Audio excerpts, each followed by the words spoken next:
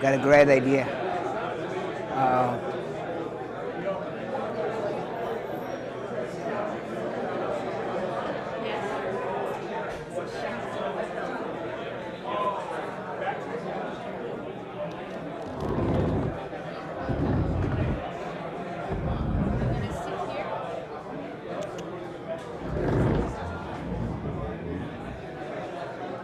Not me.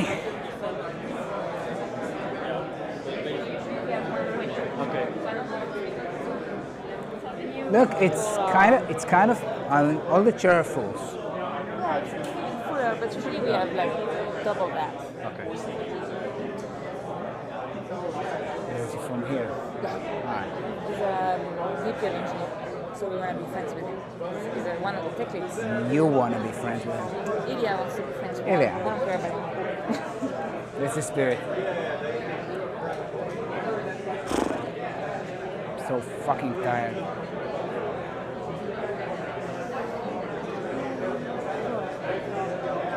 Five, four. I did my nails, did you see? Just for you. What? Oh, this. Come on. I mean, it looks good. Doesn't Yeah, look it as looks bad good. as. How many chairs He there said here? 57, I 57. 57 chairs or 57 checked in? 7 people checked in. Send him a picture I did. of the people like. Yeah, I did. Alright, it's look okay. Well, this one doesn't look as full, so let me send him another one. Yeah, send him a better one. Change the angle.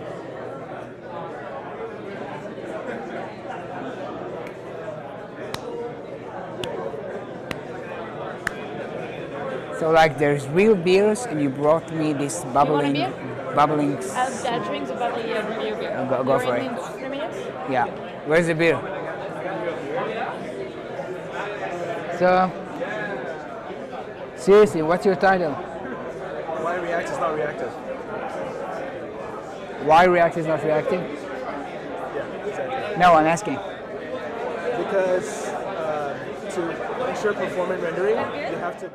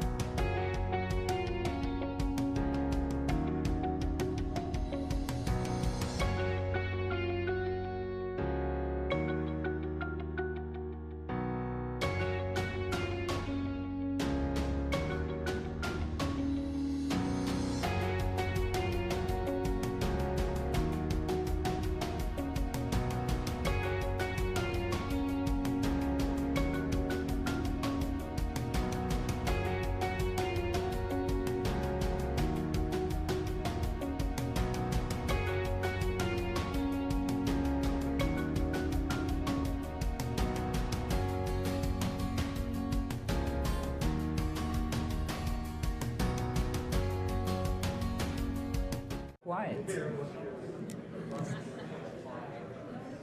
Yeah, ready to go? Are we ready to go? Are we ready to go? Is this an Angular meetup? No. So let's make some noise. No, I'm kidding. I like Angular meetups. So, thank you very much for coming today for this amazing office. Welcome to ReactNYC. This time is P_SIAZ. JSX. Who knows what this thing means? It means nothing. It means something. Check it out. Today is a very special date, you know? Which date is today? Yeah? A lot of 8s. Infinity date, yeah. So for today, 8 people gonna win nothing, especially for today. So this is our handle. And if we get 100 followers today, I'm gonna shave my legs by the end of this evening. Yeah, so take out your phones. I'm gonna do it. Anyway, this is our YouTube channel, and this guy over here who's eating pizza, and yeah, don't look at them while you're eating. This is Roman, and he's in charge of our live streaming and like filming everything. So let's make a round for Roman. Thank you very much. If you want to speak, please do. Come with a subject. We're gonna help you. I'm gonna help you if you need. If you need to think of something, we're looking for speakers. We've got 2 meetings per month, which is a lot. So just come and say something, all right? This is a community meetup. Again, this is not a Vue.js. Anyway, our next meetup is going to be on August 22, and then early September. So save the date, unless you've got other plans to do. If you haven't heard about JS Pro, this is a kind of a new meetup. Look for it at meetup.com. It's by invitation, and it's for people actually working with JavaScript, like full day. All right? So, a lot of surprises. I want to say a big thank you for our host today, JustWorks. So let's give them a round of applause. Come on. Let's hear a word from our host. Go for it. If you can choose. And this. Hey everyone, my name is Anika. I'm an engineering manager here at JustWorks. Welcome to our office. Hope you like it. We really enjoy the space, and I'm very happy to share it with you.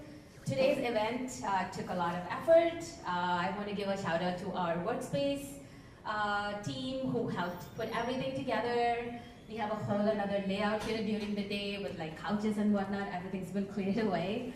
So a big shout out to them. Our recruiting team is here. Willie's outside if you haven't met him, and Lena is here. So feel free to reach out to them if you want to talk to them. All of our engineering volunteers are here. They helped do so many things that they don't do on a day-to-day basis. So a big thank you to all of you guys.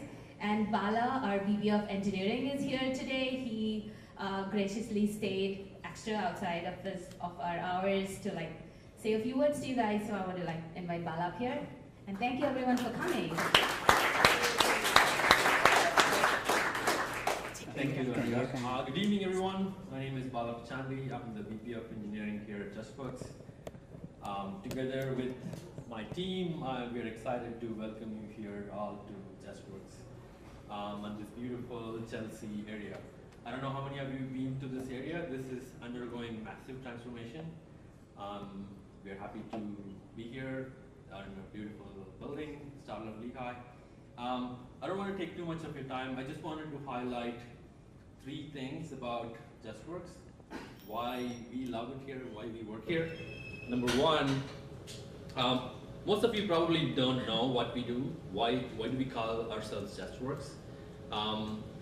We help take care of our customers, small entrepreneurs, people who are trying to start out businesses, their pain points. When you're a new entrepreneur, which some of you are, the biggest pain point that you run into as you are getting your business up and running is like, how do I pay this person?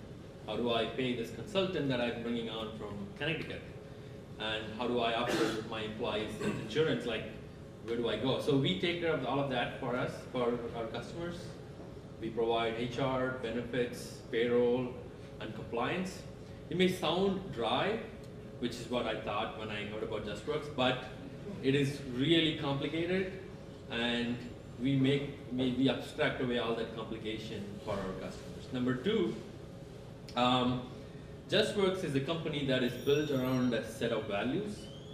We call them COGIS, camaraderie, openness, grit, integrity, and simplicity. Now, these values may sound cliche because many companies have values on their handbooks, on their website, on their marketing material, but we truly live those values. Those values are what made our company who we are and what is going to make us what we will become in the future. And last but not the least, we here at JustWorks deeply care about diversity and inclusion, and especially me, being my immigrant and a minority. Like, for example, 45% of our employees are women, and 27% of our engineering is women, which is, while it's better than a lot of companies in the city, we want to do better. That is something that we truly care about. We have a lot of employee resource groups around various entities, so we get, that is something that we're working very hard to get better, not just for ourselves, but for the community as a whole. I could go on, but I'm going to stop here. We are really excited to have you all here. Hope you all have a great evening, and thank you. Thank you. All right. I knew that when I made my notes on Post-its, it was going to be a bad idea.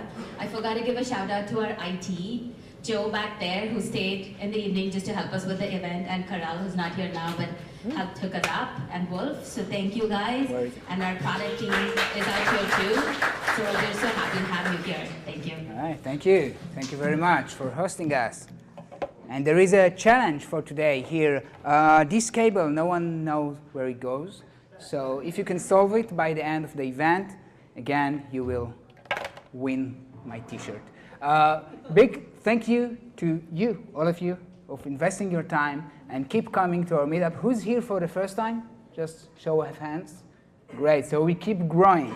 So give the last round of applause to you guys, and I want to ask Jeff to come here and do his thing. Woo!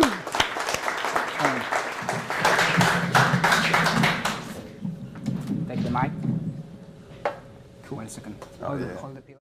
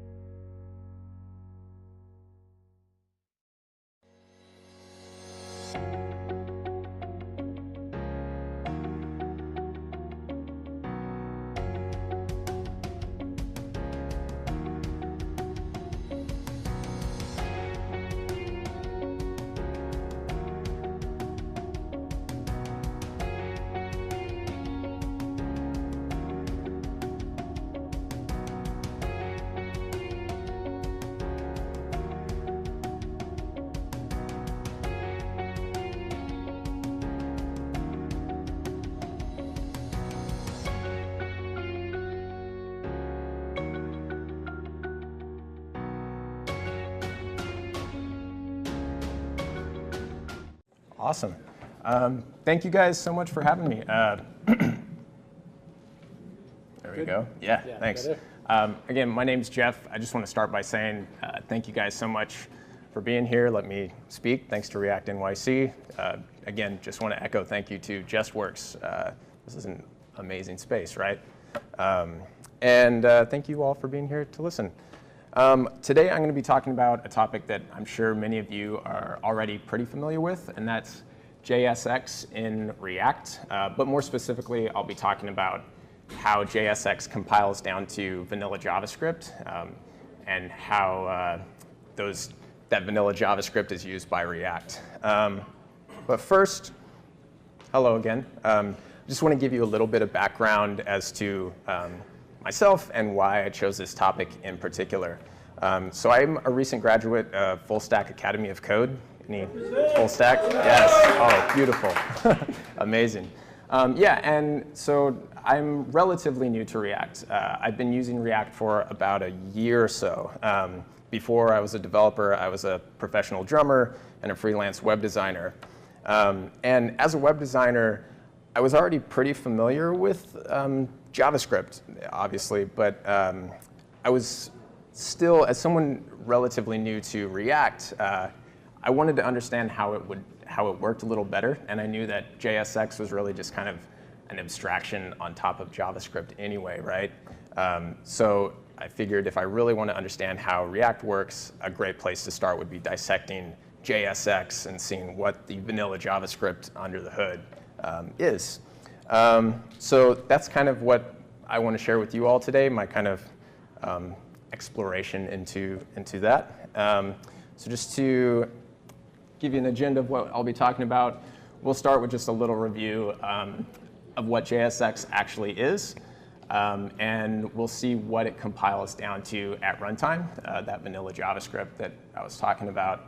And then from there, we'll talk about the way that what JavaScript actually returns, which are these React elements, and this create React element function. So cool, yeah, let's get started. Starting with what is JSX? I'm sure you all have used it in some capacity in your React applications, but just to go over it quickly. JSX stands for JavaScript Syntax Extension, and all it is just a syntactic sugar on top of the React.createElement function, which we'll check out in a second.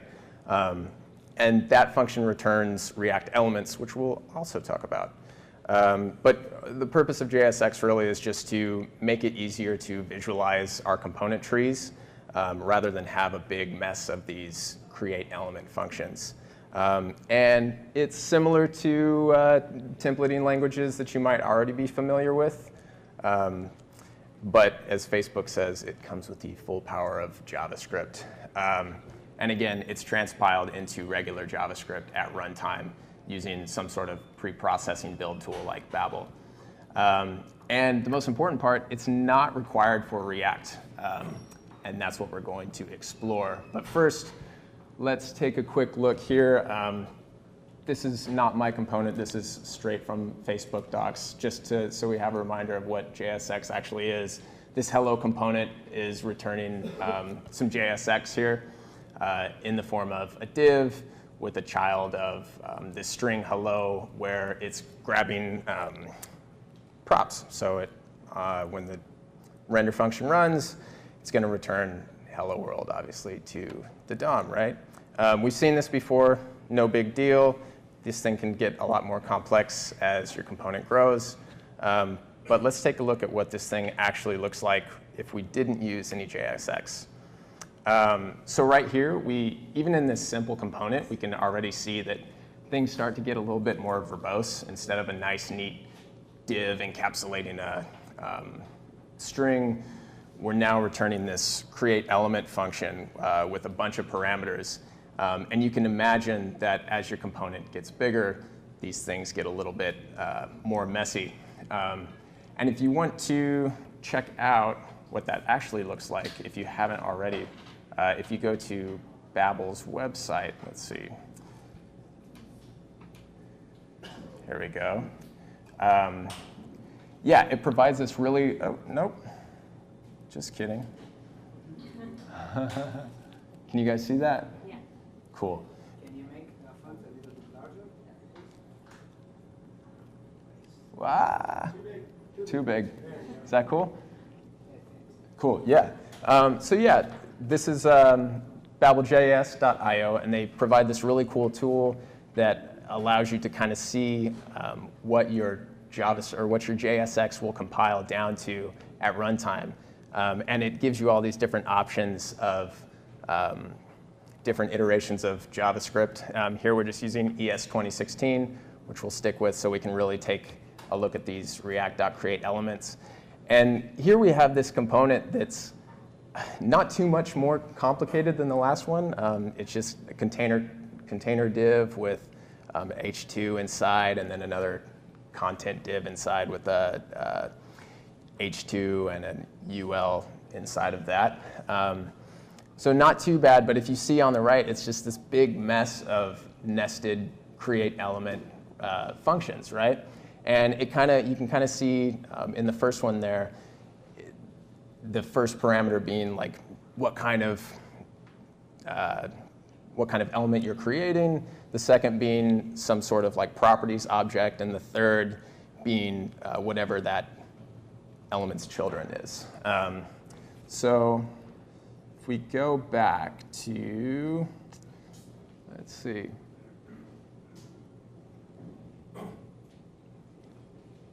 No? Hang on. Yes. So if we go back to that original component that we had here, just to kind of talk about those parameters in a little more depth, specifically the create element function is going to take 3 arguments. The first being the type of element that you want to create. In this case, we're creating a div. Those can be any standard browser element that you would expect, like a div or a span or a paragraph tag. Or they can be classes or functions that you've created that represent your component.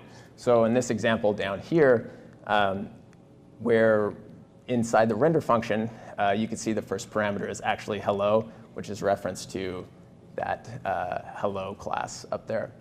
The second parameter you're going to pass in is going to be any sort of properties or props that you want associated with that particular element. Inside the hello component, we've set that to null because there's no props that we're passing down to the div, and there's no like IDs or class names associated with it. But in the case of the one inside the render function, we're passing down the to_what props so we can get that hello world. And the third and final argument is going to be any direct children of that component or that element. So in this case, our children of this div that we're creating is just the string hello and pulls from props.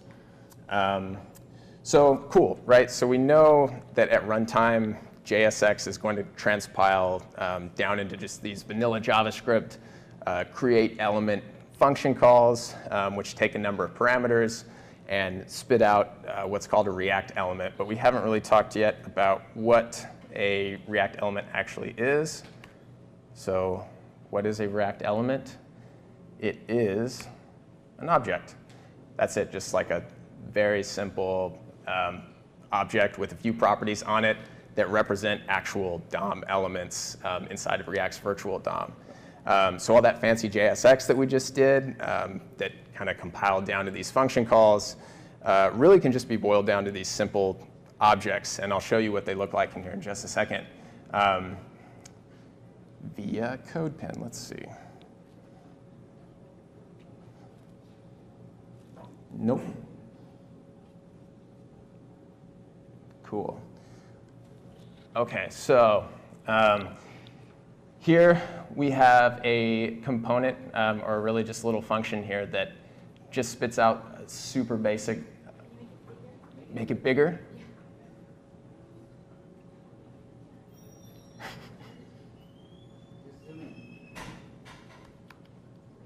Is that good? Yeah. One more? Now make it pink. Make it pink.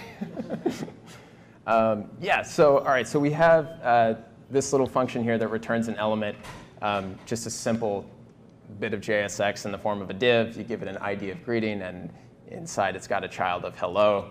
And down here, as you'd expect, we render that hello component to the DOM. But as we've already learned, right, these things can just compile down to vanilla JavaScript function, this guy. So that same element, it's the same thing, except for now we're using vanilla JavaScript, right? The create element function call where we pass in div as the type, our props object has an ID of greeting, and then its children is going to be hello.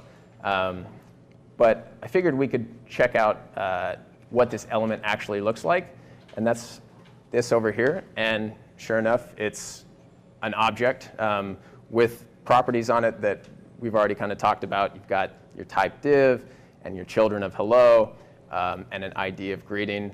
These other props here are things that are kind of taken care of for you by React. This one specifically is like some sort of security thing. If anyone actually knows what it does, you can tell me. But yeah, I guess the point of this is to see that you can have all this fancy Java JSX, but really it all boils down to just objects. And for me, as someone that was new to JavaScript frameworks, this was a big aha moment for me because seeing JSX for the first time, I thought there was some sort of magic to it, but really at its core is just JavaScript, right? So that's about it. Just to summarize, what I've talked about, JSX is just syntactic sugar over that create element function. The create element function takes an element type and a props object and any sort of direct children as its parameters, and it returns a React element. Those React elements are just JavaScript objects with properties that describe that particular element. And these React elements can kind of be nested inside each other to describe any of your component trees. Some resources I wanted to share with you guys before I go that kind of helped me understand a lot of this stuff. Obviously, that first thing we took a look at was babbeljs.io that helps you look to see what your JSX is going to compile down to. And then there's this, if you want to follow the rabbit hole even further, there's this great talk by this guy, Paul O'Shaughnessy, who does a talk called Building React from Scratch. And he'll actually go down into the create element function itself and kind of show you what it's actually doing under the hood. And speaking of under the hood, there's this awesome blog post called Under the Hood React that kind of does a stack trace from React, like start to finish. It's really cool. So that's all I have for you guys today. Thank you so much again for letting me speak. Yeah, that's it. Thank you very much, Jeff, for sharing this with us. Any questions for Jeff? Oh, yeah. Something not related to React? No? All right. All right, cool. Thank you. Sweet. Shawn.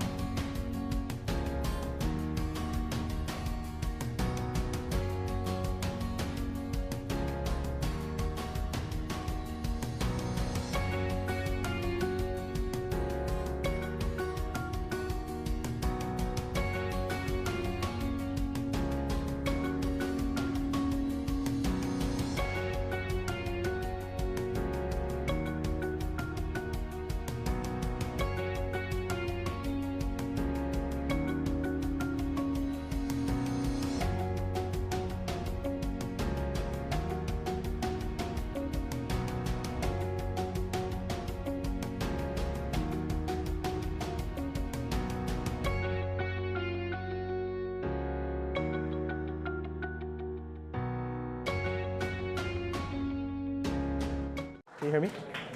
Yeah. Because I just set up the mic.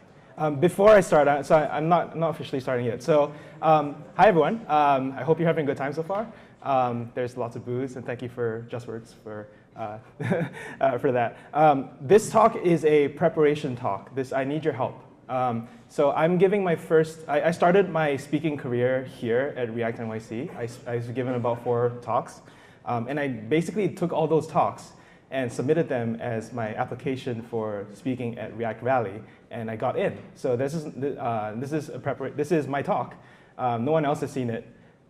It's just us. And I really want your feedback, and I really want to thank ReactNYC, especially 500 Tech, for giving me the opportunity to actually start making technical talks.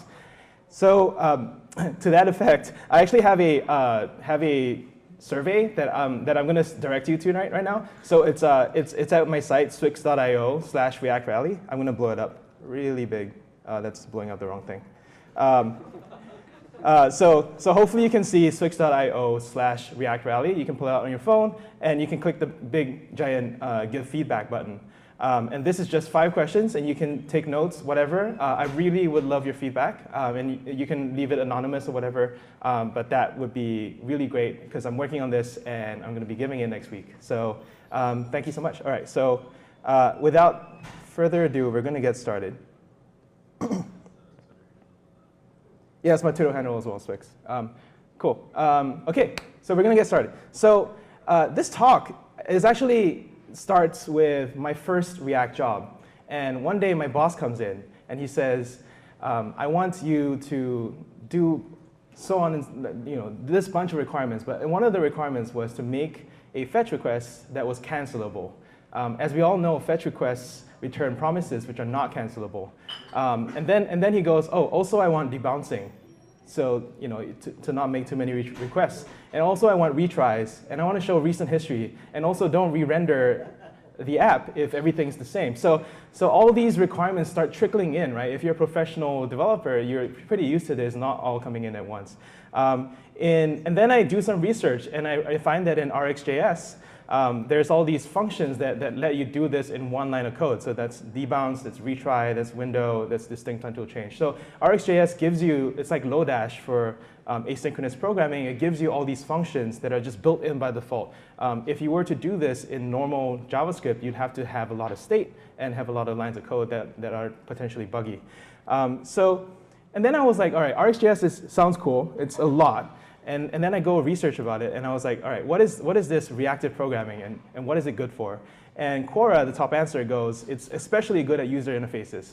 That's funny, because I'm a professional user interface developer, and I don't use RxJS or functional reactive programming.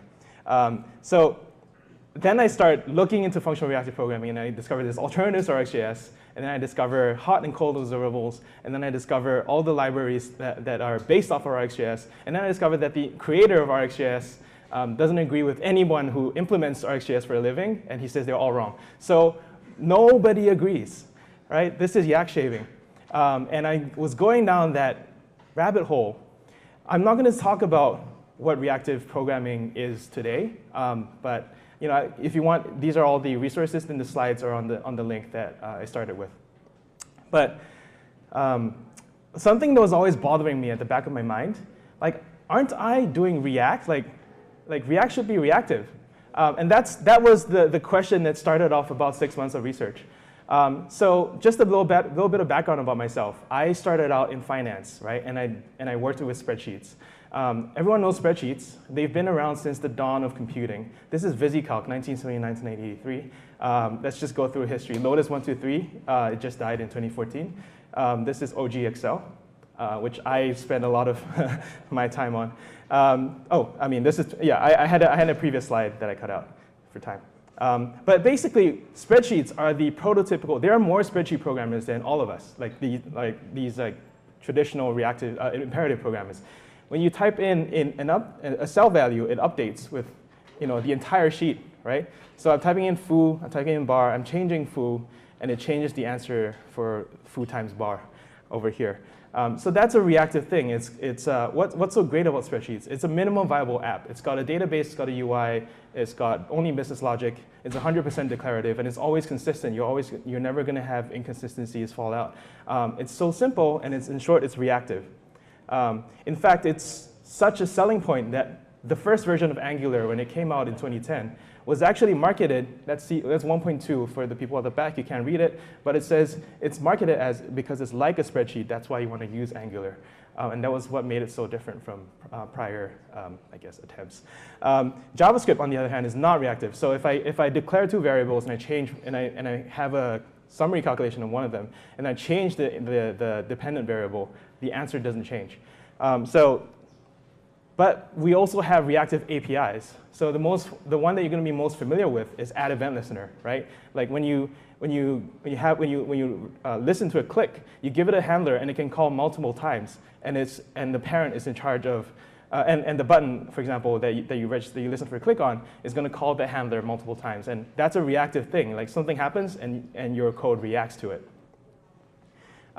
You can also so there's a design pattern that gives you a lot more power over your reactive functions, and that's called observables. It's really simple because you can implement a basic observable in 4 lines of code right up there, and you can use it to say hello world just like this.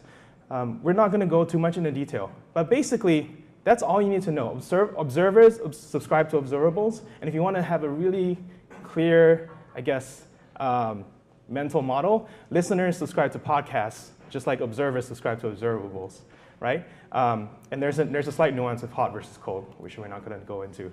So you can turn any reactive API, like a callback for add event listener, into an observable by wrapping it with a function, for example, like from event from RxJS, or you can code it yourself.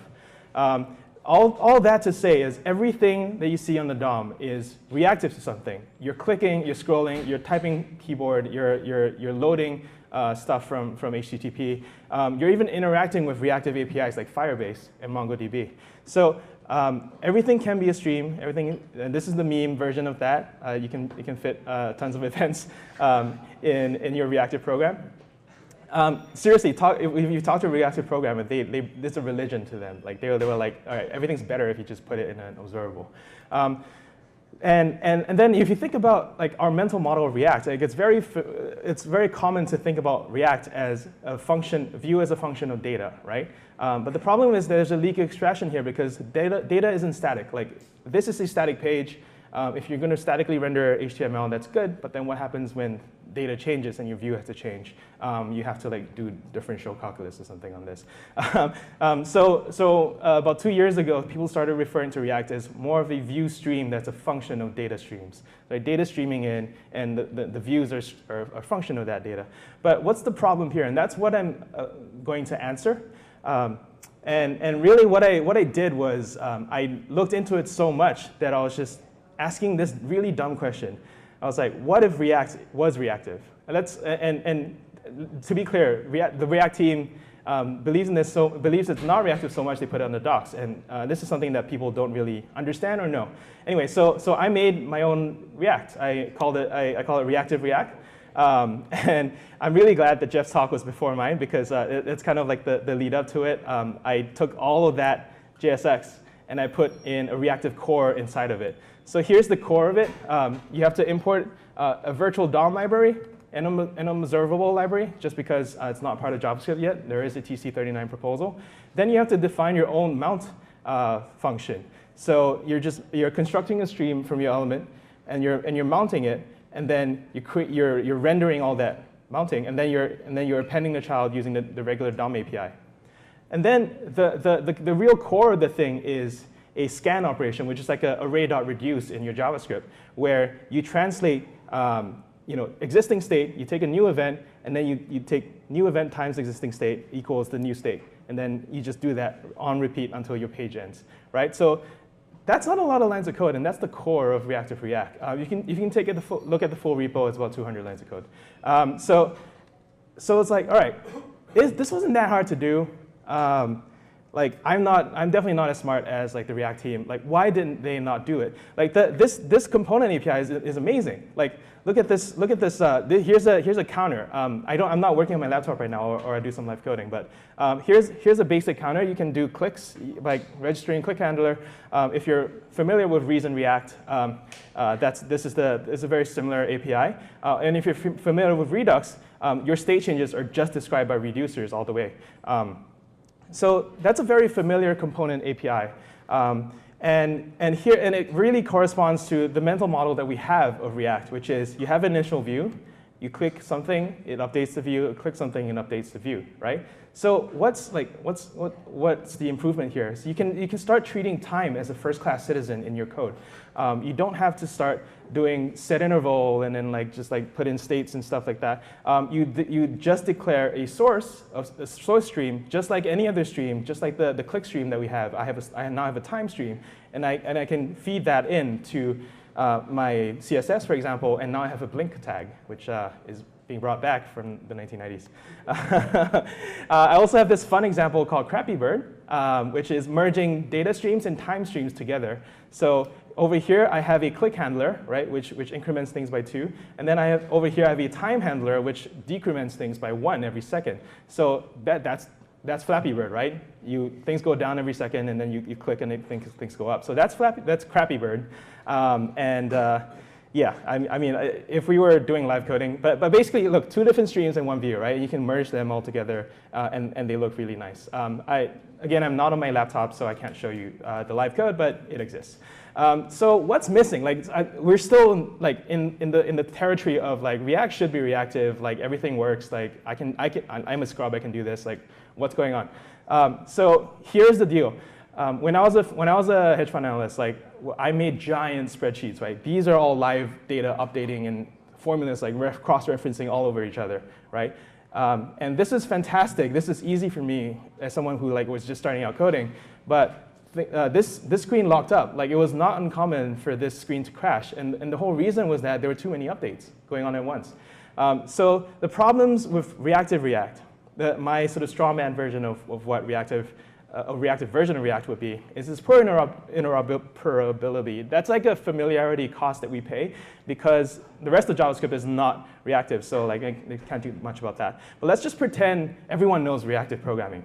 What then is still a problem, right? And that is the core of what we're going into. And that's this part on the right, which is the wasteful, janky rendering. And that's what we're really going into. So the first problem is too many updates. So if, let's say, there's multiple updates, so the human eye can only see 60 and 90 frames per second, and that translates to 16 millisecond frame windows. And our computers actually operate much faster than that. So if too many updates are calculated and come in and are calculated, you actually have wasted frames that you're never going to see. That's not very good for your phones, or it's just not very efficient.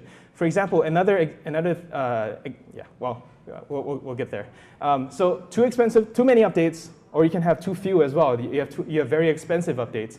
So JavaScript is still single-threaded, even though reactive programming allows you to think in streams and merging and combining streams. We code as if they're concurrent, but they're actually not concurrent. Your computer is actually doing the work in the background to jump back and forth between them. And that causes a lot of drag, especially with expensive updates like that. There's a benchmark here that you can click through to see more if you want to learn more about that. So our mental model of rendering is not complete. So there's an update, right, that comes in, and then we try to render it. And that's the computational cost. And then we see the view. Update, render, view, right? That's different from our simplistic model where update just goes straight to view, right? There's a render cost that goes in there. So this is fine until it's too expensive. What if the render takes a long while? You're going to have a drop frame. And imagine this is just one frame, but you could take, I don't know, 7 seconds to render this, right? Then your screen locks up. That's what your mental model should be of thinking about rendering. Just to lighten the mood a little bit, this is what you want, people passing along things really nicely. And this is what you got with your rendering, where it's a whole car crash. These are very expensive cars. So and then the other problem is inputs. Double streams, right? Remember when we looked at those double streams? Inputs are not created equal. There are low priority updates, which maybe take a long while to render. And then there are high priority updates, which maybe take no time to render. the low priority updates block the high priority updates. So for example, if you're typing in an input, here's another place where I would do some live demos for you. You're typing in in live input. You want to see that update faster than the rest of your app, right? And so the low priority update blocking the high priority update is not an ideal solution just because you have a sort of direct straight-through processing model of rendering. So you really look deep into it, and then you realize, and then I realized that there's two different paradigms of data flow. One is push, and that's what we've been discovering so far in this talk, which is it's data-driven, it's reactive, it's real-time, and data by default is in motion. You will take data from me whenever I have new data, and that's analogous to subscriptions like podcasts, as well as events, which we're going to come to. But then there's also a pull data flow, which is demand-driven, which is lazy, asynchronous. Data is at rest until you call for it, right? And it's analogous to things that you check, like your watch, your to-do list, GitHub PR, and sight, and your sense of sight. And that's very important. Your sense of sight is pull-based. You're pulling data from the outside world. And there's a very direct analogy to programming models with single and multiple pulls. So if you want to do a single pull of data, you call a function. If you want to do multiple pulls of data, you call an iterator, .next, .next, .next. If you want to do asynchronous, you do a promise for single calls. And if you want to do multiple if you want to be pushed data multiple times, you have an observable and you subscribe to it. So that's the pull versus push paradigm. And the realization here for me was, hey, maybe we shouldn't push everything.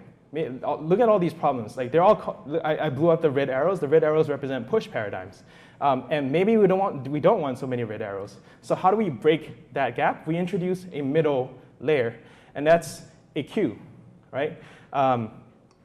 We push whatever we want into the queue, and then only when we want to see it, we pull from it.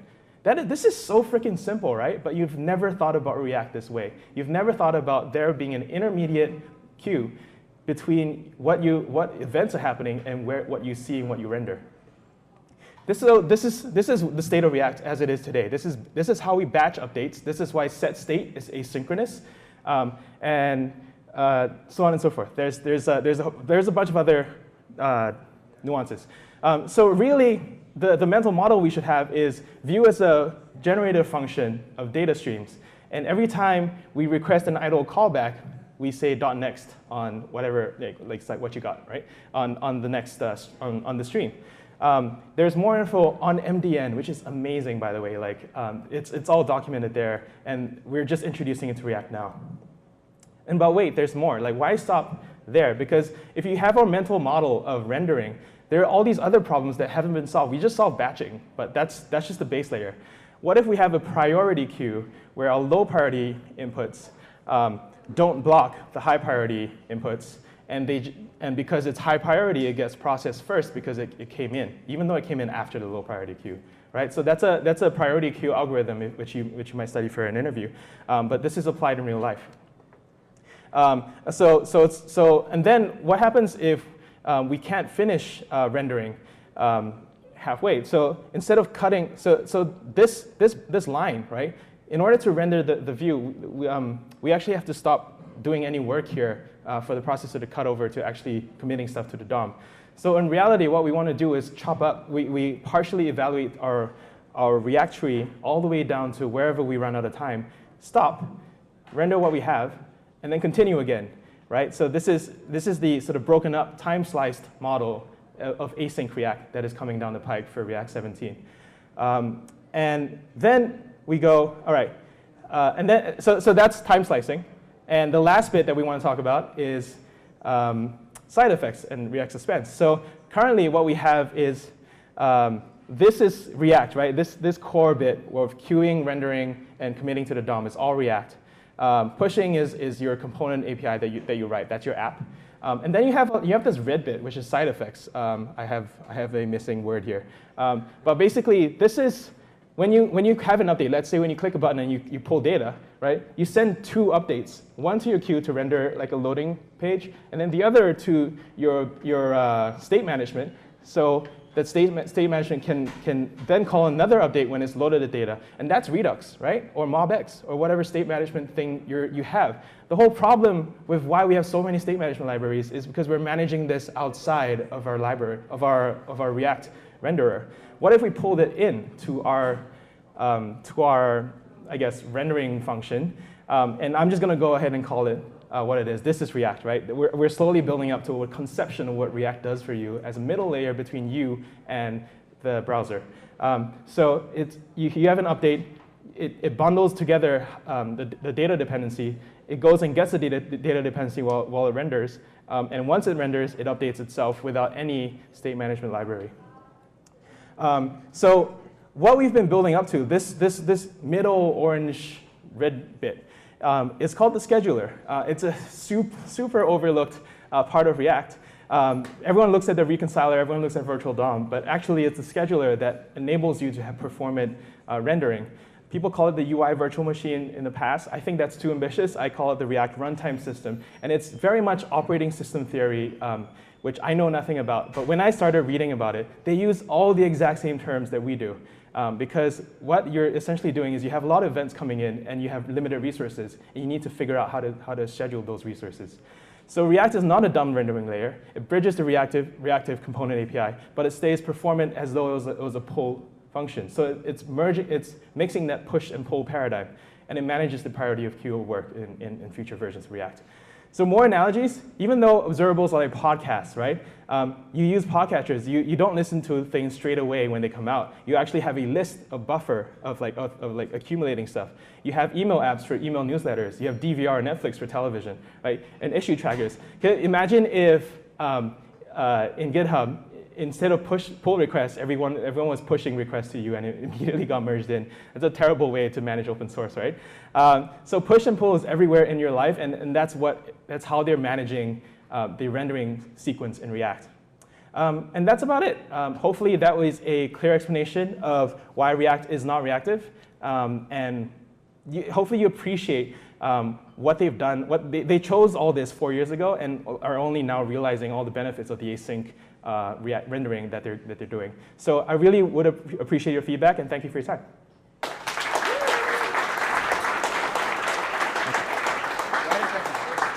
Thank you very much, Shawn, for sharing this with us.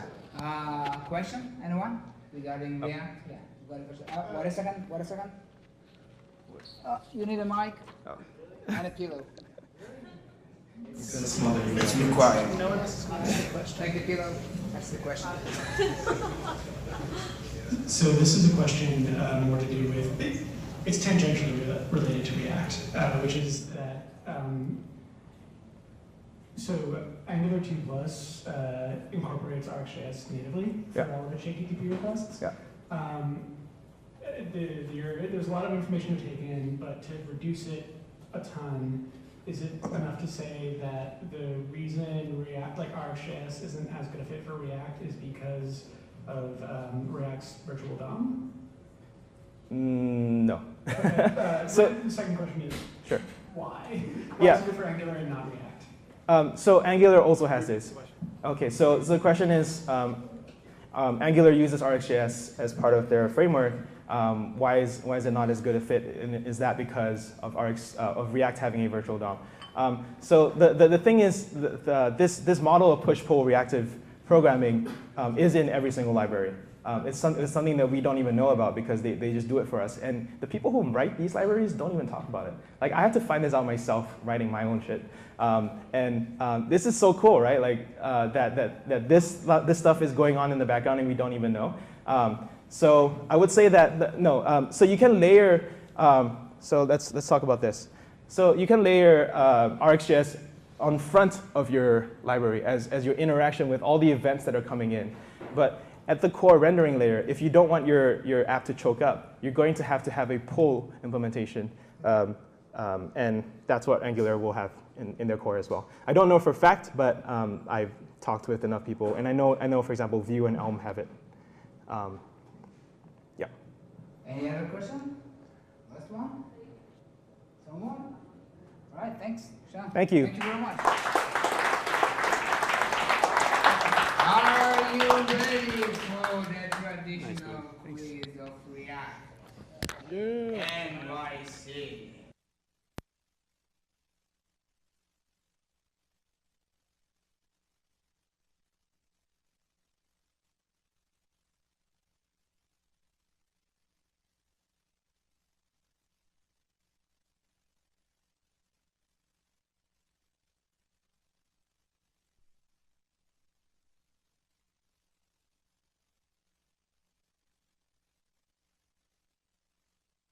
If this is your first time here, all right, with this quiz, go to kahoot.com. Where's the address? Wait a second.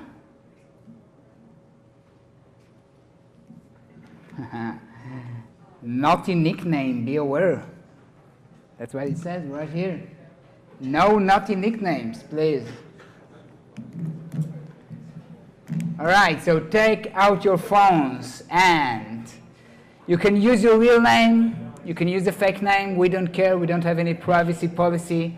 While you're connecting to this quiz, we stream all of your private pictures and data straight to our servers. So, is there anyone trying to connect without any success? Please let me know. I can't do nothing about it, but just let me know. We've got 38 players already. We're going to take this short quiz, and then we're going to have a break. And there is a bunch of vegan pizza. Any vegans in the crowd? Any vegans? Just you? All right. Yeah. So that's the reason. So we've got a bunch of vegan pizzas. Now, as a vegan, I'm a vegan. I feel like if there's anyone who's gonna raise his hand and tell me he's gonna taste it, I'm gonna eat this this plastic plate right now. Who's gonna try the vegan pizza? Volunteer? Just one? No one? Come on. I'm gonna eat this. I'm vegan. I don't care. All right. Let's take 2 minutes and start the quiz. We're going to show you some questions. These questions are going to help us to make those meetups better for you. So please be honest, all right? It's like a feedback, but you don't get any prizes. So, anyone still trying to connect? Raise your hand, please. All right, let's turn the music on. Yeah, let's do it.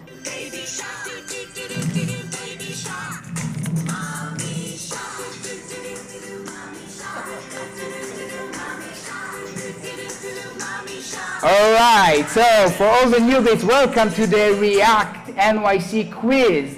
Are you ready? Are you ready? Come on. This is not a Vue.js meetup. Make some noise. How well do you know React? Choose your answer. Not at all, familiar, expert, or pretty well. Let's see how many experts we've got in the crowd today. Yep.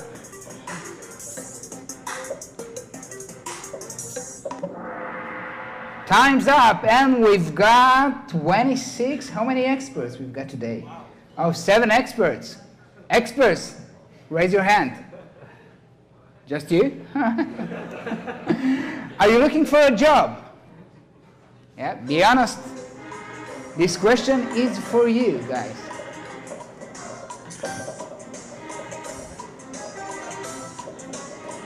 Passively.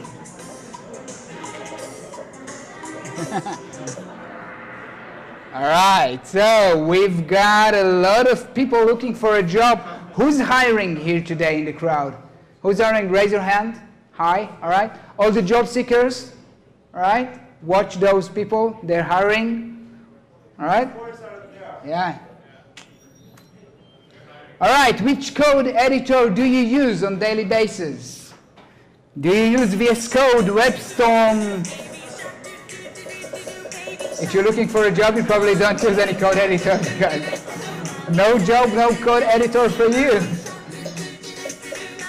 If you're a hipster, use Atom, that's fine.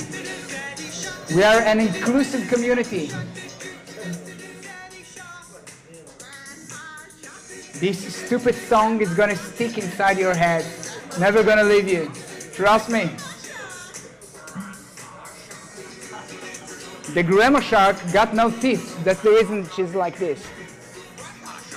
All right, what's going on? What's going on? Nothing.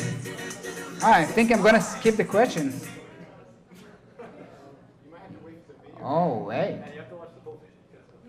Until the end, right? All right, let's skip it. Oh, now it's working. Are you able to... Yeah? All right, good. I think we experienced some Wi-Fi issues. Let's wait for 4 more seconds and make sure. Time's up. And all right, we got 33 VS Code users. Who used VS Code? Raise your hand. Is there any volunteer who wants to come here, sit on the couch, and tell me why you're using VS Code? Come here, come here. Yeah, give him a round of applause. All right.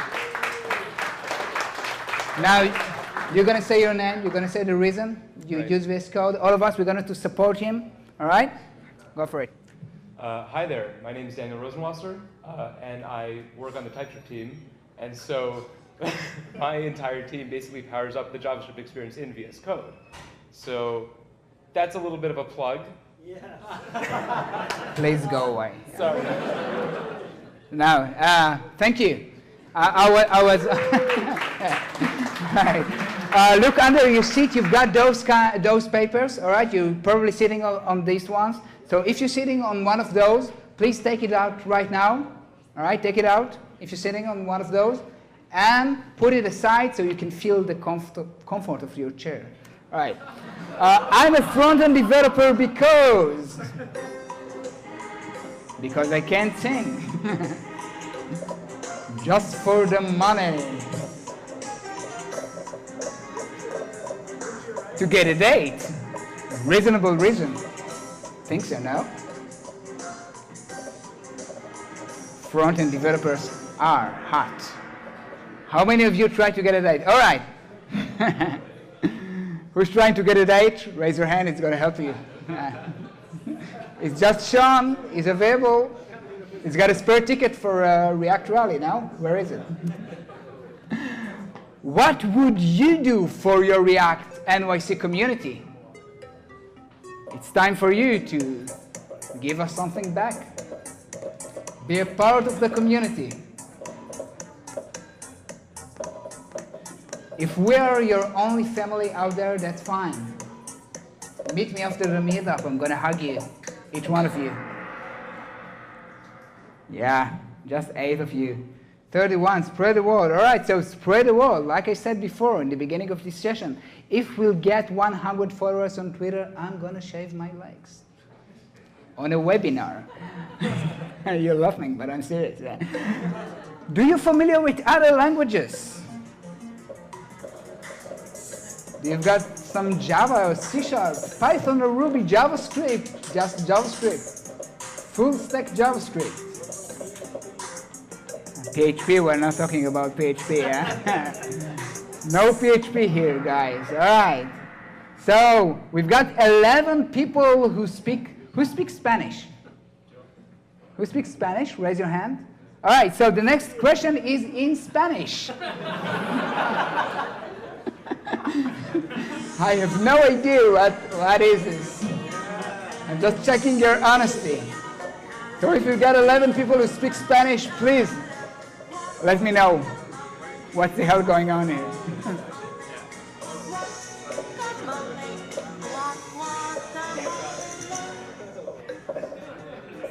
This was the guacamole song, one of my favorites.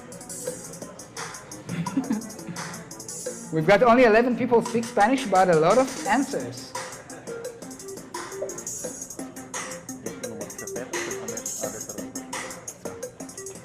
All right, time's up.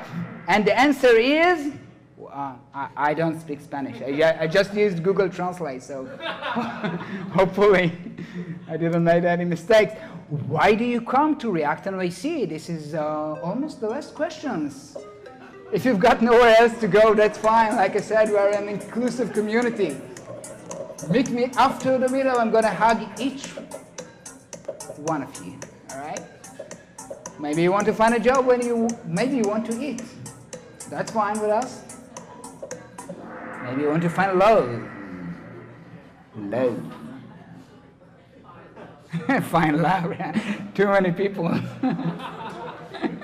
All right, last questions. How old are you? Yeah. Are you all like MIRC and ISQ? ICQ. Do you still have a fax number? Do you still hear your music with CDs? Do you use Telegram and know who is Justin Bieber?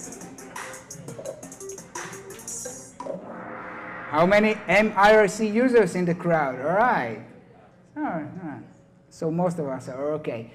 Thank you very much. So we're going to have a break. I'm going to put a timer on the screen. It's going to be like a 30-minute break, something like this. And then I'm going to talk with you about architecture. But just before it, we've got a surprise lighting talk. So stay tuned. Don't go away. And if you prove me that you taste the vegan pizza, I'm going to eat this plastic plate.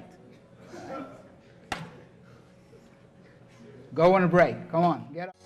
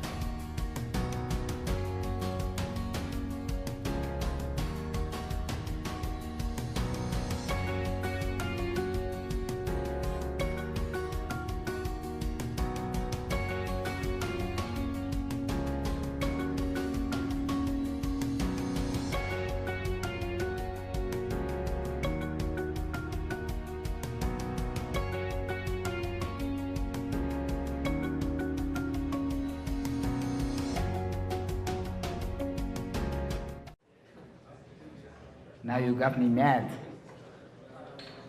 So that's the plan. I'm gonna do my talk, apparently.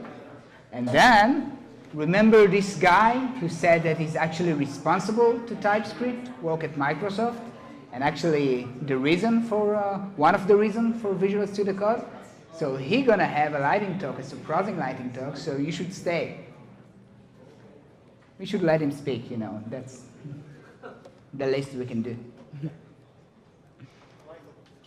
All right. So I'm going to give a talk. And today, I'm going to talk about front-end architecture. Sounds, yeah, woo! Who likes architecture? Woo! All right, so this is my topic. Thank you very much for coming. All right.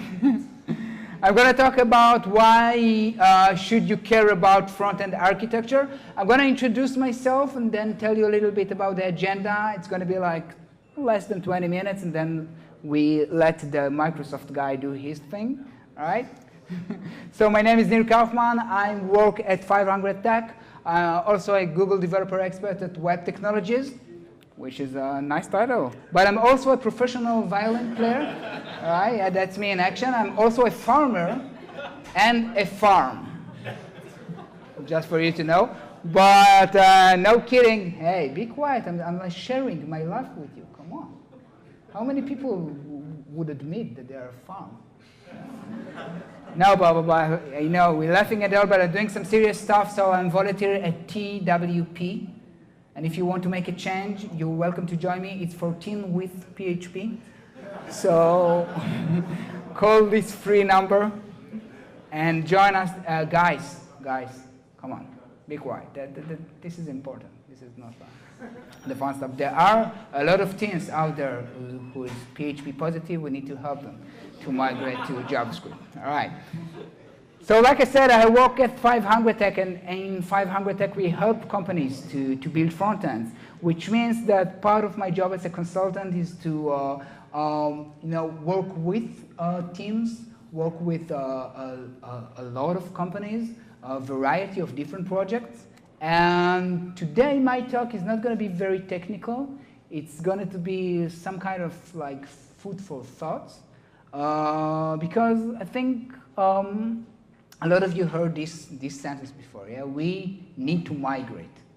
From my experience working at the front end for a lot of years, every like 2 years or 3 years, a company decided that they need to migrate. Actually, I've got a video, and it's very rare. It's a video of a consulting session. So I want to share it with you.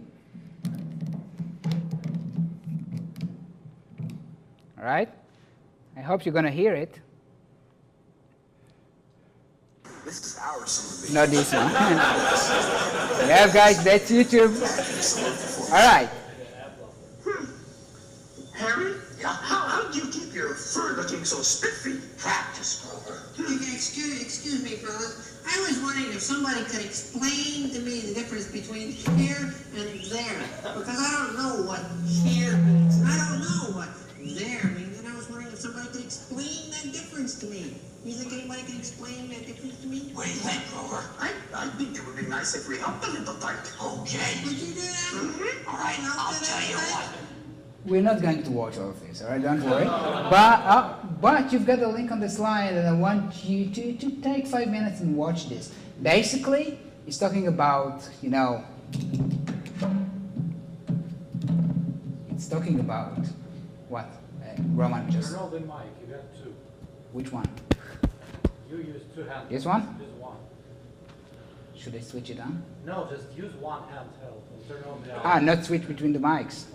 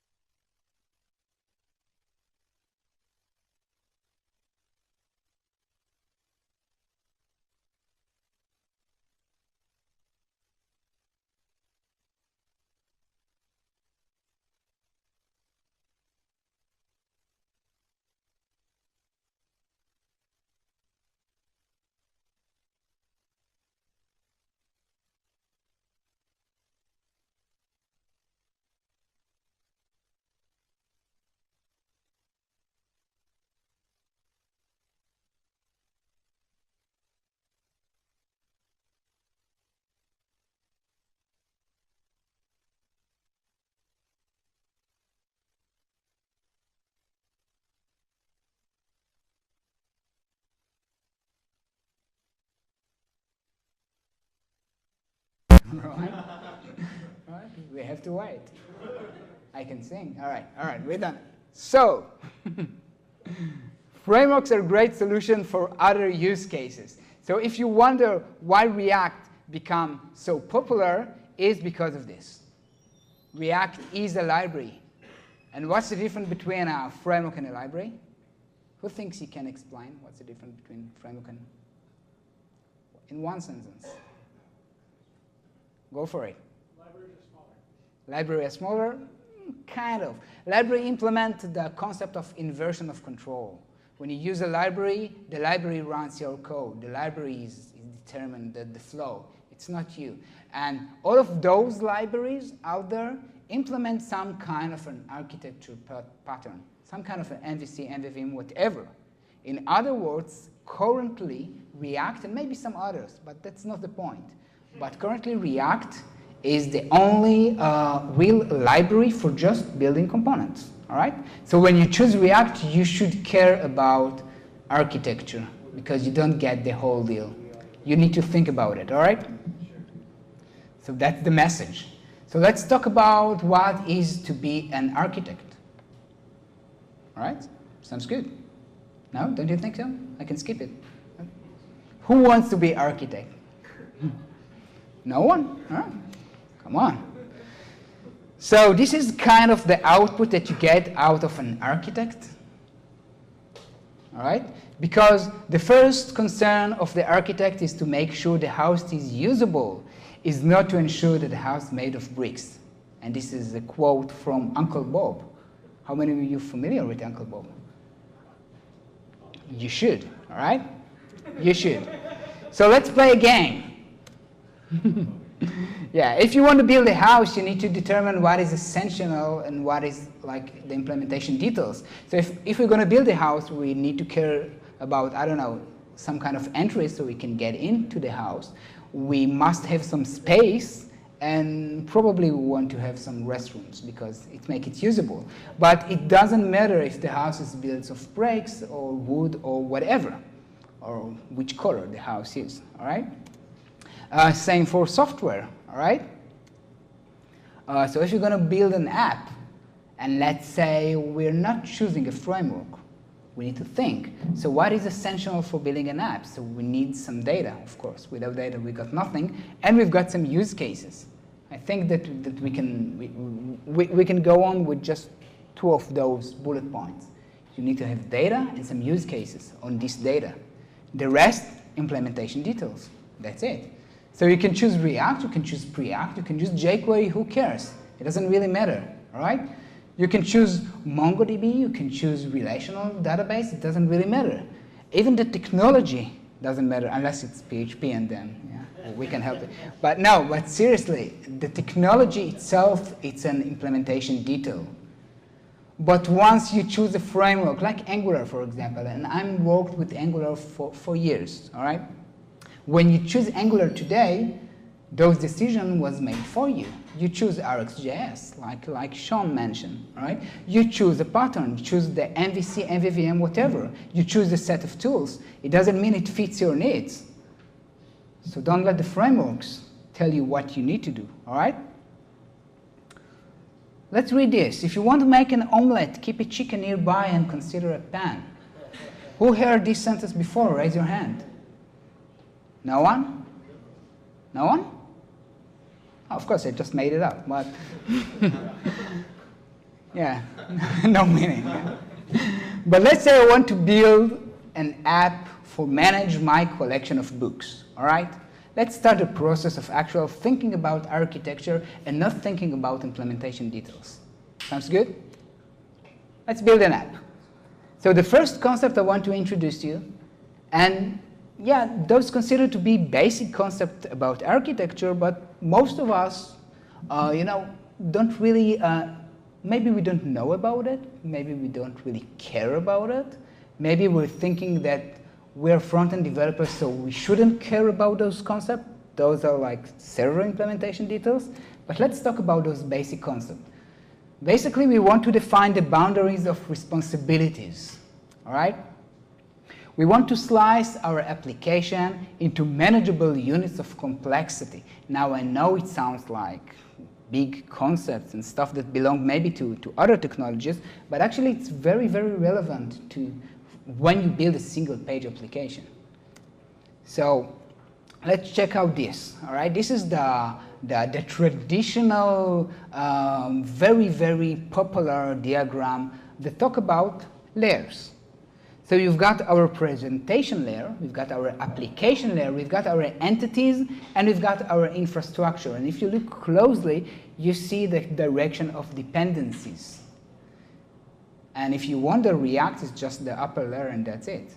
So if you build your single page application and you implement these ideas, this direction of dependency, it means that the upper layer doesn't need the underneath layer. Or let's look at this from another perspective. You see these entities, you can call it data models if you like. It doesn't really matter, it's not about the name, but it's the center of all things, which means that if I implement this concept, I can take my entities, I can take my business logic, and I can replace the infrastructure, and I can replace the presentation layer. Make sense? All right, open your mind.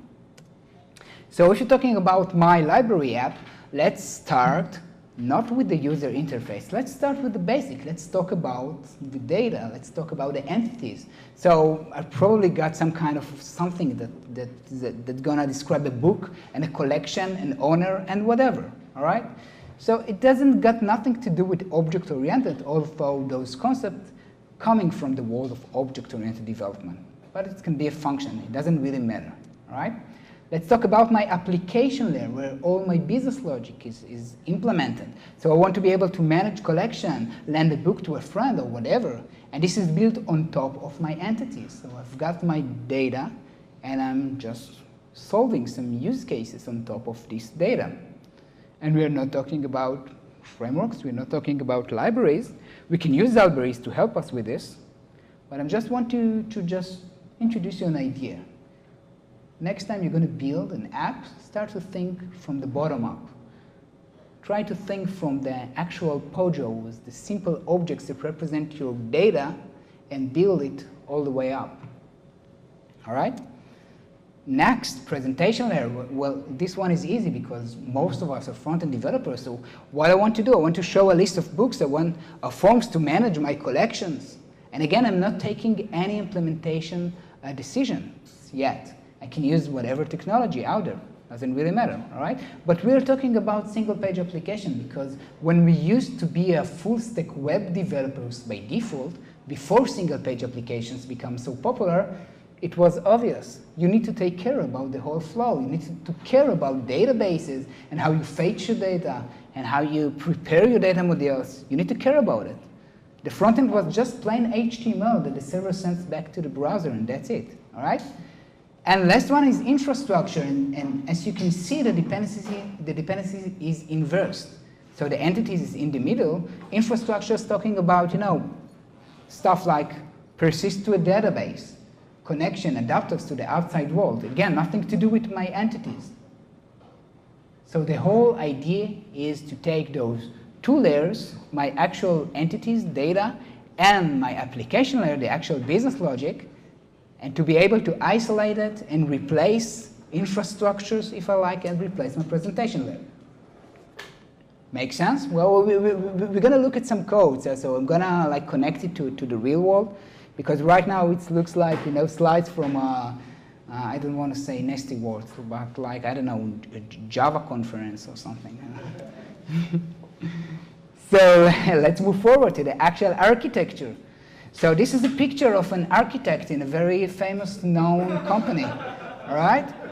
For a known reason, I'm not going to expose the name of the company, but they're based here in New York. Maybe you crossed your ways on the subway. Anyway, let's think about design patterns and then think about the tools we're going to use. Still not talking about React, not talking about nothing, all right? So there is some patterns out there. There is some old ones like this MVC from the 70s, which is still relevant. And we've got some more modern patterns like Flux that was introduced by Facebook and then evolved to patterns like Redux. But if you look closely on those patterns, we're talking about a very basic concept. Again, those kinds of definitions usually are not a trivial part of your front-end development education. There is some people here who study how to build, how to be web developers at recently. Raise your hand. Don't be shy. Have you heard this sentence before? Right. This is good. We're here to share knowledge with each other. Loose coupling, high cohesion. Again, sounds very like what it's got to do with the front end. All right. But if you break it to the definition, so coupling, talking about the degree of direct knowledge that one element has to another. Now think about your front end. Even think about just the presentation layer. You're trying to keep your components encapsulated. You're investing time of keeping your moving parts with a minimal amount of data on each other because you want to be modular, you want to be able to add more stuff. Makes sense. And cohesion, what is high cohesion? Well, this is a concept. So when we're talking about loose coupling and high cohesion, we're talking about we want to keep our elements like separate with the minimal knowledge about each other, but we want to keep our whole app as a unit. So it sounds like two different things, but this is what we're trying to achieve. And I encourage you, type loose coupling high cohesion in Google if you never did it before. You'll be open up to a wonderful world. It will make you a better developer. Because a developer, a great developer, first think about those concepts and then choose the tools. And no, everyone now using React and Redux, so let's take React and Redux and build our app. All right. So if we're talking about React and Redux, I don't want to talk today about React and Redux, so I'm going to build a stack. And it's not a very popular stack. Yes, I'm going to use TypeScript because I like it. Everyone got a dark side. So, yeah. I'm going to use TypeScript. I'm going to use React, of course, but then I'm going to use MobX just because it solves my problem. And I'm going to use TypeORM, which is a library that implements the concept of Active Directory data layer. You're going to see it in code in a second, all right? And I want to choose those technology because they're not that popular. Because the message from this session is choose whatever you want. It doesn't really matter. There is like post about what should I use, Redux or MobX or this and that or whatever, all right? So it doesn't really matter. Think about what you're trying to solve. React fits in because it's just a library. If I take those layers and I'm like changing the diagram, so I've got the entities in the middle, I've got my dependency. Oh, sorry. All right. And basically, it's all about the data. So in 2 minutes, we're gonna look at some code, and that's gonna be the end of this talk. But first, I wanna do something interesting. We are front-end developers, and when we're starting to build an app, most of the time we're starting with the user interface, which theoretically there's nothing wrong with it. It's like our safe zone. Let's start about building the table and building the list. But what I want to suggest to you as a practice, and actually those kind of concepts, those are the concepts that I'm actually implement when I work with our clients at 500 Tech. With a particular kind of clients, when we're talking about large-scale applications, enterprise companies, all right?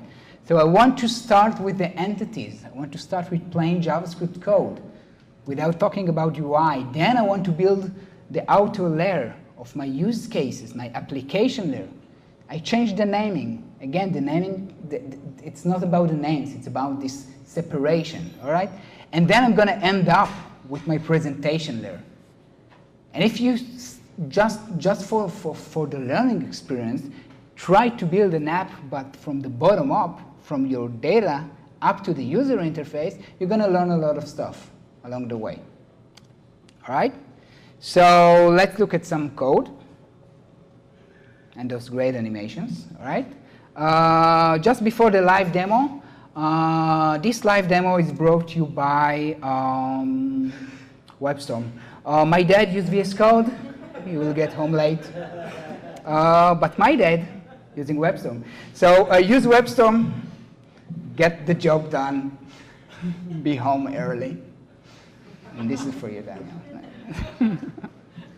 Those are real people, all right? I can show you the contact details if you want after this. All right, so let's look at some code. I've got like something like a few minutes. So can you see it? Again, this is not a popular, a common project structure that you're probably used to see, but that was my intention. I'm going to start with this folder, the entities. So I'm going to build just simple objects like a collection, all right? Like an owner, like I said. And if I want to implement these ideas of dependency direction, I want my entities to be loose coupled from the rest of my system. So I'm going to use a library called TypeORM, which use decorators that maps this object to an actual table on my database. This is how you use this kind of syntax. Again, this is not very popular on the client side, but you can do it. I'm building a desktop app. I don't care. I'm going to use the in-memory database because that's my use case. This is what I'm trying to solve. So take a look at this class. It's staying a simple class, but those decorators, that's our connection to the framework. All right? Great. Next layer. Now I name it core, just to make a point. Call it an app, call it whatever you like. And here, the rule is, I know nothing about the UI, I know about my entities, and I'm implementing some use cases. Very simple and straightforward demo that you can play with, because it's on GitHub. But take a look at this one. So I've got a constructor, and I've got some business logic, like add book to a collection. I know nothing about the UI. I don't care about the presentation layer. I just know about this book repository because that's the pattern I used to implement. So my entities, my actual data is plain JavaScript. And my application layer knows about these entities. This is this line, get repository. So I can do this. Book repository, save a book, get all books, delete books, whatever. Get books and owners and collection. This is my use cases. Make sense? Now I want to keep this class well separated from my view layer, my presentation layer. So I choose to use MobX. Why? Because you see this tiny decorator, which decorate the books collection. That's all I need to tell MobX. Now, when I move to my view layer, let's take these books, for example. Look at this class. He knows nothing about entities. He knows nothing about data. He knows nothing about actions and reducers and all this stuff. I decorate it with observer, and then I can just go over my books. So I've got a simple JavaScript loosely coupled from my application layer that is loosely coupled from my data entities. I can take this React code and completely replace it with whatever component library I will choose to use, even jQuery or plain JavaScript. All right? Again, this component got some inner state because it has a form, but that's it. He knows nothing about implementation details. Actually, he knows nothing about nothing. He's just calling this props stock add books to collection. That's it. Knows nothing about nothing. Of course, I've got my container app, which is the only component that knows about some states, and this is the glue. Stock equals new bookstore, and I'm passing this stock to presentation components, basic React stuff, but not your standard stack. If you want to prove that this crazy code is actually up and running, I can just type something like Redux book, a description book about Redux. The genre, of course, is drama. It can be a book about VS Code, and then it's going to be like a horror. And then I'm going to add it, and everything works, and you can see some things that maybe belong to other technologies like SQL queries. But I'm making a point. It's not about the technology. Don't just choose frameworks and tools because they're popular. Think about what you're actually trying to build, and then choose the tools that implement these ideas. I'll share with you this code. You can play with it. It's on GitHub. It's implement a very clean architecture. POJOs, plain old JavaScript objects, entities, data models, MOBIX, clear separation between responsibilities. You can add more stuff to it, play with it. All right? Cool. So let's wrap it all. This is my agenda. Frameworks and libraries are implementation details. Don't choose them just because they're popular. Start by thinking about what you're actually trying to build. Then choose your tools, and don't be afraid to play with other technology stacks. There is a lot of them. This TypeORM, this MOBIX, maybe it's not that popular. Maybe not everyone uses it, but it can solve a problem. It can keep your code clean. Go ahead. Play with it, all right? Front-end architecture matter because you're building front-end applications. You need to care about the whole flow.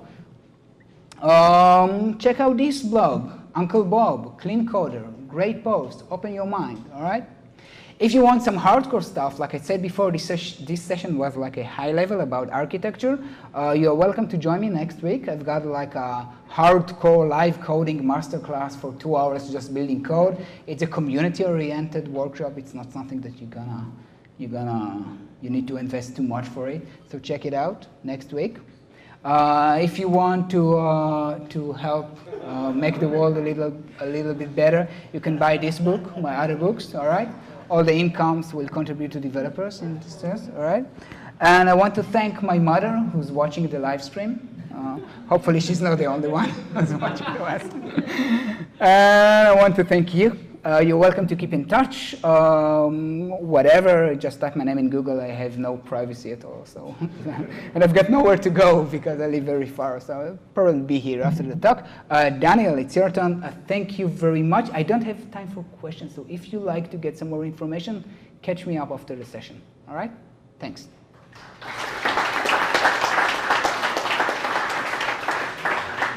Come on, Daniel.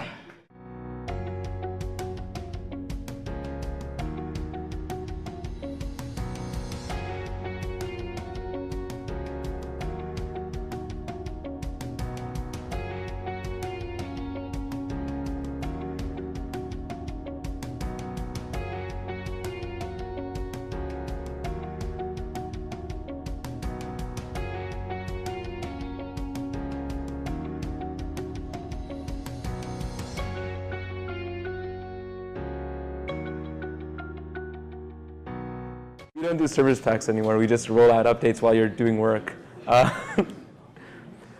Okay. Can everyone hear me well? Yeah? All right. Hi, everyone. My name is Daniel Rosenwasser. I'm a program manager on the Typescript language at Microsoft. Hey, Shawn. This may not be my best talk. I kind of just popped in here tonight. So spare me a little bit. But by a show of hands, who here is using types in their JavaScript today? Oh, that's awesome. Not that many in this crowd, so this is cool. Of those people, who is using TypeScript specifically? It's basically the same. OK, cool. So for those of you who don't know, TypeScript is basically an extension of JavaScript that adds static types to JavaScript. Well, what does that mean? Basically, there's these things at runtime where, based on, let me actually pop into a node prompt really quickly. Does this work? Oh, no. OK. Clear. If only I had a type checker there. OK. At runtime, you always have these things in your objects, properties and the like. So prop1 and prop2. It's a number, let's say. And so implicitly, in your runtime, you have these shapes. And these shapes are actually what you can consider types. So there's this concept of types that float around in your program while you run your code. However, there's this concept of a static type system where you actually think about your types ahead of time, and that way you can actually, not exploit it, but basically ensure that you're not making any mistakes based on certain guarantees. So as an example, this example up here is a function that is supposed to lowercase stuff, as the comment says. And who here can spot the bug? OK, so a couple people got it. Just an example, basically when TypeScript runs through this code, it strips away all the types, the type annotations, and it gives you plain JavaScript that you can run at the end. Turns out that types are optional in JavaScript. You don't have to write all the types out. However, you can switch to a mode where all the types are required. So you can actually force people to say what the types you expect are. So as an example, with this lowercase function, I wanted to call it with a string. So here, the editor here is supposed to actually, we have some functionality to basically figure out what types are flowing through. And we can say that S is supposed to be a string. So most of you are pretty familiar with the concept of a string. And so here, we're actually able to tell, hey, there's a problem. This member doesn't exist. Did you mean to locale lowercase? And so we can actually provide fixes here as well. And so the point of a static type system is to actually tell you when your program may not be working correctly. And in addition to that, once it has the information to tell you when things are not working correctly, we can potentially tell you what you might want to write to be correct. So for example, I can write to locale lowercase, and I can actually get the completions there. Or if I actually misspelled it like I did, I can get a quick fix for these things. And so there's a couple of jabs at VS Code and WebStorm and whatever. For me, the thing that I love about this stuff is that it is supposed to make you more productive, right? Like, I don't care what editor you use. Like, you can use TypeScript in any editor anywhere. And basically, the same experience is leveraged everywhere because it's an open source cross-platform language service. What that means is that we provide these completions to your editor. And as long as your editor has a plugin system, it can just grab the information and give you a completion right here. Sup. I don't know where that comes from. Oh, it's a superscript element. Don't you love Java? Don't you love HTML? OK. So cool. Why am I showing this to you? Well, because part of the idea here is that TypeScript works with React. Specifically, we support JSX and things like that. And one of the biggest pain points that we heard when we were working on TypeScript 3.0 was that the React experience it leaves a little bit to be desired, basically. Who here has got, of the React TypeScript users, who here has gotten a really scary error message in the past? Yeah. And I'll show you one right now. You see this and you're like, oh, he's telling me about great tooling, and this is the worst thing I've ever seen. I'd rather just not use it at all. And it's kind of sad because we actually are telling you the right thing at the very bottom here. There is an incompatibility issue. So I just kind of wanted to give you an idea. Once we heard enough of this feedback from React users over time, we realized that we needed to actually invest a little bit more, not just in the general UX space, but in the React TypeScript UX space as well. So one of the improvements that we have in TypeScript 3.0 is, let me get rid of this stuff. What is that from? OK, oh, that's the comment. So now, as opposed to this really terrible, disgusting error message, we're actually able to pinpoint the specific location of where things went wrong. This is important because maybe some of you use prop types in your development cycle, right? And the problem with prop types is you save and then you reload, and then if you have hot module reloading, maybe that's great. But at the same time, you have to flip between your editor and your actual browser. The thing is, here we actually try to keep the editing delay below 500, well, no, lower than that, 100 milliseconds. So you should be able to get your diagnostics really quickly. So as I hit keystrokes, I don't even have to save the file. You just get the feedback very quickly. So as an example here, TypeScript is telling us that you can't give a string to something where we expect a date. Another really cool improvement that we have in TypeScript 3.0 is we have support for default props. So as an example, if I remove all of these here, So I've said that bar is an optional property up here, foo is required, and so it'll tell me that foo is missing, basically, right here. Not the best error message. We may be able to fix that a little bit more, but this is an incremental process, and we want to get more feedback. The cool part is we actually can support default props now, which is really neat. This was not something that we supported for a while, but the thing is we're always listening to our users. We're always trying to develop and iterate there. And so at the end of the day, what we care about is just providing a great user experience. And it turns out that if you've already been using JavaScript in VS Code, and potentially in other editors as well, you've already gotten the experience here. If I open up another buffer, like language JavaScript, and I say date.now, right? And I look at where date.now is defined. This is actually defined in a DTS file, which is actually a TypeScript declaration file. It tells us everything that actually exists at runtime, everything that we can actually access. So basically, if you've already gotten good completions, you've gotten a good experience, I just want to say, hey, give it a shot. I think you'll have a great time. Lots of places use TypeScript and React together. Microsoft is one of them. Slack, Lyft, others. And it's been great. And of course, we just had an entire presentation that used TypeScript and React together as well with MobX. So yeah, give it a shot if you haven't already. I'd love to hear your feedback. I'd love to see hear your thoughts. And just hang out with me after this talk, I guess. Thanks a bunch.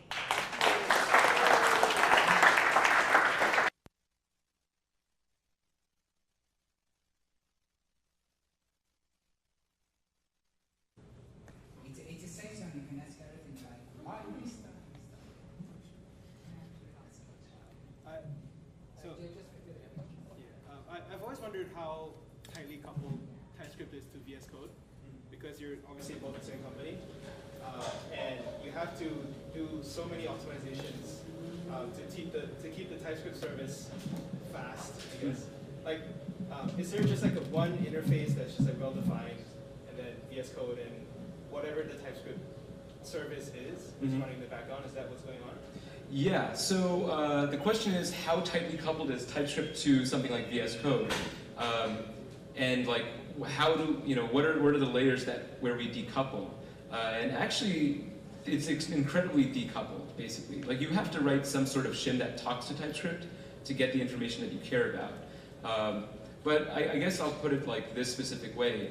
In the web world, we have we have this concept of back-end developers and front-end developers. And you could think of VS Code as a front-end thing, a front-end part of it, and TypeScript is the back-end. And basically, any editor is considered the front-end. It can communicate with TypeScript. It's an open protocol. It just has to spin up a process and talk to it over standard I/O, basically. And so you can run this over SSH. You can do anything you want. WebStorm also uses the TypeScript language service as well. So does Visual Studio. So there's an Atom plugin that does it as well. We even have a Sublime editor that does this too. So you can actually look at all the source code that's out there. It's easily available, and I can point you to that right after as well. Yeah. Any other questions for Daniel? You can heckle me too. It's totally fine.